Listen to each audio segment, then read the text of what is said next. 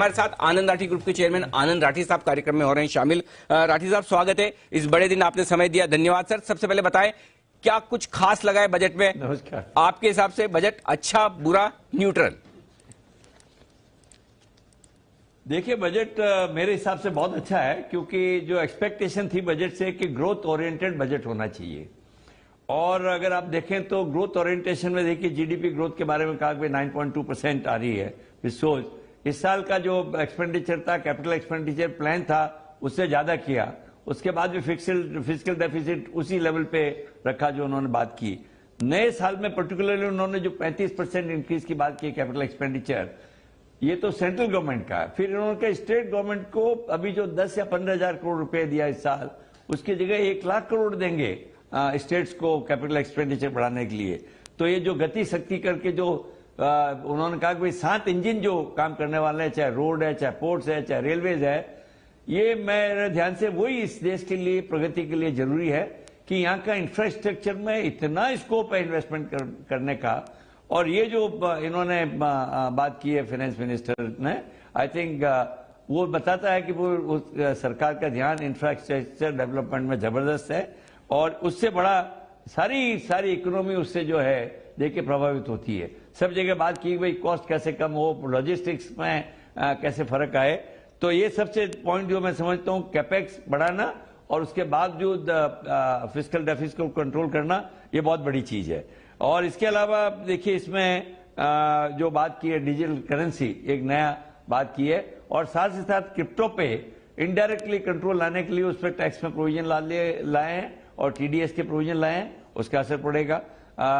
कई नए जो से 400 नए ट्रेन चालू होगी, रोपवेज लगेंगे, रिवर्स को कनेक्ट किया जाएगा।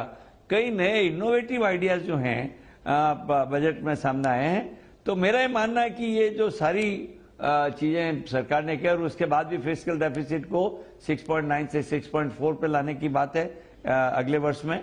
ये एक ग्रोथ ओरिएंटेड बहुत अच्छा बजट है अनिल, मेरे हिसाब से। बिल्कुल ग्रोथ ओरिएंटेड बजट है ये बात साफ है। बाजार पर इन्वेस्टर्स पर क्या असर पड़ेगा, ये भी मैं राठी साहब से जानूंगा। उससे पहले विजय मंत्री साहब, आप कुछ बजट के बारे में कहना चाह रहे हैं? देखिए, आपने एक स्टार्टअप की बहुत अच्छी बात की। काफी लोगों को लगता है कि स्टार्टअप का मतलब क्या है कि बड़े लोगों के पास पैसा बन रहा है, जो हिसोब लेके बैठे हैं, बड़े बिलियनियर बनते जा रहे हैं, यूनिकॉर्न बनते जा रहे हैं। लेकिन इसका बहुत बड़ा साइड इफेक्ट आपको बताऊं क्या है। पिछले साल 2021 में करीब 3 लाख से 5 लाख करोड़ के आसपास स्टार्टअप की कैपिटल आई, वो भारत और भारतीयों पर खर्च हो रही है। स्टार्टअप का एक बहुत बड़ा एडवांटेज आपको बताऊं क्या है। India labour surplus, real estate expensive country है।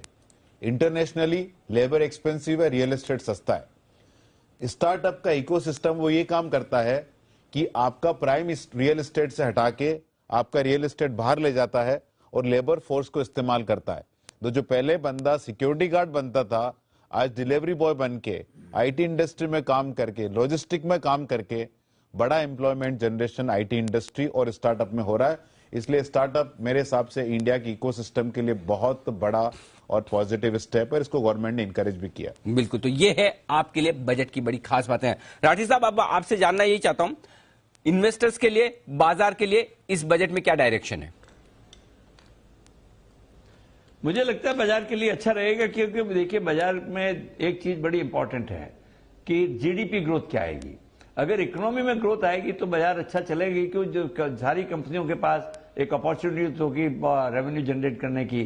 अगर इंफ्रास्ट्रक्चर में इतना पैसा स्पेंड होगा तो स्टील, सीमेंट, जो भी कंपनियां कैपिटल गुड्स कनेक्टेड है इंफ्रास्ट्रक्चर से, उन सब में डिमांड बढ़ेगी, उनकी रेवेन्यू बढ़ेगी, तो नेचुरली उनकी प्रॉफिटेबिलिटी बढ़ेगी। तो ओवरऑल मतलब अगर इसके लिए कहूँ, मार्केट के लिए एक अच्छा बजट है। और मेरा मानना है कि जो इससे अगर किसी को पहले घबराहट थी कि भाई मार्केट को क्या होगा, मेरा मानना मार्केट अब इससे और सॉलिड होगा, अच्छा चलेगा मार्केट। तो बाजार इससे और मजबूत होने की संभावना है, मजबूत रहेगा, आगे बढ़ेगा। राठी साहब, बहुत बहुत धन्यवाद आपका।